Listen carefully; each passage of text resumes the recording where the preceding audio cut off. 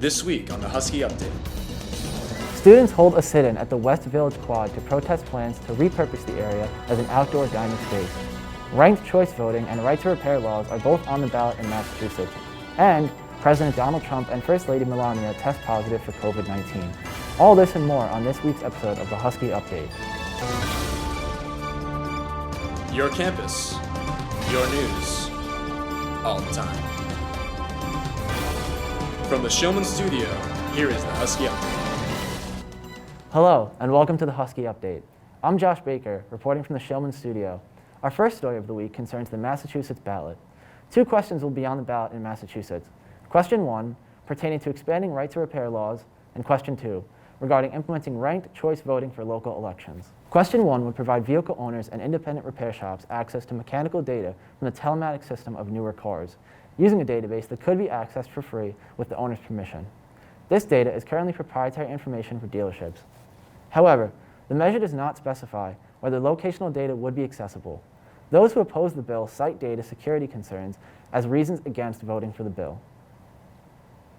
Question 2 would implement ranked choice voting, a system that allows voters to choose multiple candidates in order of which ones they prefer the most, with the second, third, and so on votes counting in rounds that occur if no candidate achieves 50% of the vote. Proponents say that this is an effective way to reduce strategic voting and help elections better represent the will of the people, while critics claim there may be unforeseen consequences, such as candidates with the most first-ranked votes losing elections. With elections coming up soon, it's important to check your voter registration status and determine how you will vote early. Voter registrations are due October 24th in Massachusetts. If you're voting by mail this year, applications for mail-in ballots must be mailed and received by October 28th, and ballots must be sent in by November 6th. If you're voting in person, you can vote early between October 17th and 30th, and on November 3rd from 7 a.m. to 8 p.m. Our next story concerns Northeastern's plans to use the West Village Quad as a new dining space, an idea that has sparked backlash from students. We join our reporters in the field covering a sit-in taking place at West Village Quad. As the Northeastern campus is an arboretum, the green spaces are extremely important to the entire Northeastern community. After the threat of another prominent green space, the West Village Quad, being covered in gravel for a tent to go up, some Northeastern students arranged a sit-in to protest this decision. While advocating for the university to keep the green space, it became clear that this was just a symptom of a larger issue with the school, the lack of transparency. Why did you guys organize the sit-ins? So this past Thursday, I was just in my room studying, doing work, and I looked out my window. I live in West C, so I have a view of the West Quad. And what I saw was 3 surveyors on the quad taking measurements. And that really struck me. I didn't know what was going on. And at first I thought it could be that they were gonna put a tent there because there was a My Northeastern email article a few weeks ago that said that they had plans to build one more tent, and I was just hoping that it wouldn't be in the West Quad. But seeing the 3 surveyors, I got worried, so I went downstairs and I talked to one of them, and he told me that they were nearly certain that they were going to put a tent there. They were just taking some final measurements.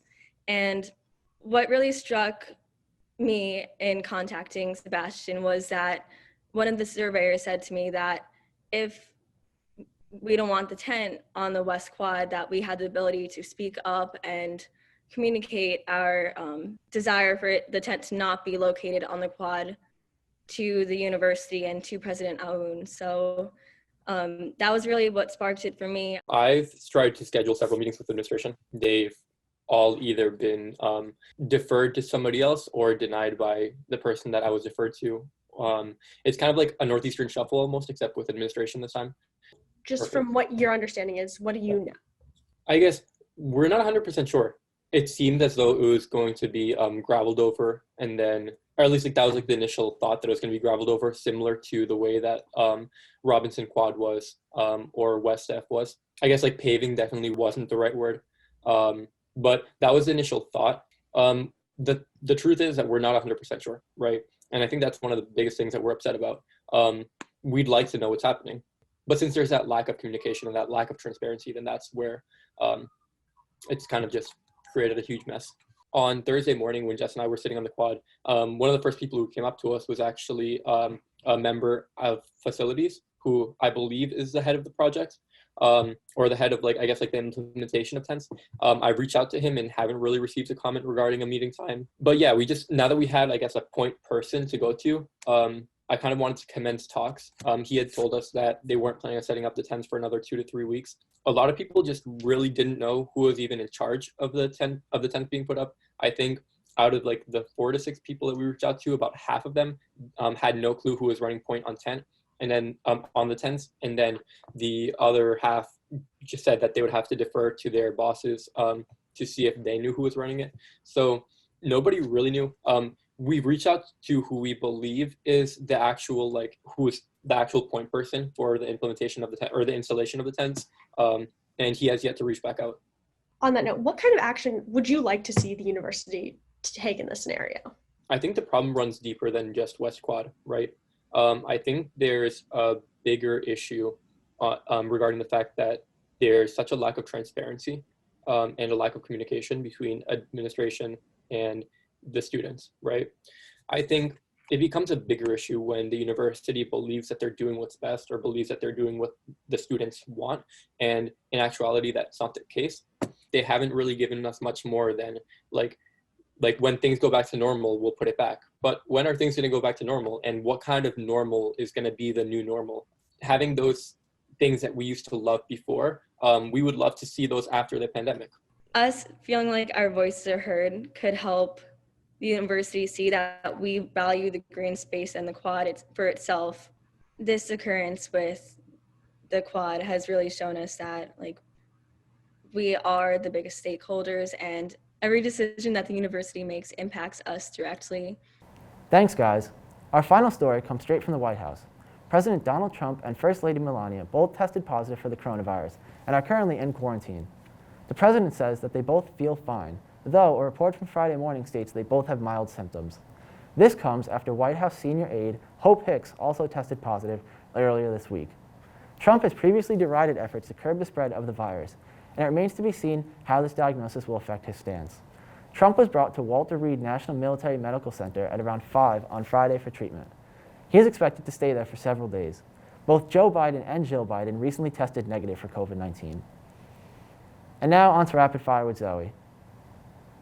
Thanks, Josh. I'm Zoe Iorizzo, and this is Rapid Fire. In campus news, Northeastern has updated its guidelines for students living in and around its Boston campus. These rules stipulate that students who miss or otherwise fail to meet university testing regulations will have their access to housing and Husky services disabled. If testing requirements are still not met, students will be faced with suspension. This move is in line with Northeastern's strict enforcement of COVID guidelines, which has continued to make headlines across America. In national news, the Department of Homeland Security has proposed new rules for F, J, and I visa holders. This would entail eliminating current duration of stay regulations, which previously allowed visa holders to stay in the U.S. for as long as they remain compliant under their visa requirements. Under these new regulations, student visas would only be granted for a fixed period of time, not exceeding 4 years. Certain students from countries with student visa overstay rates of over 10% would only be granted visas lasting 2 years.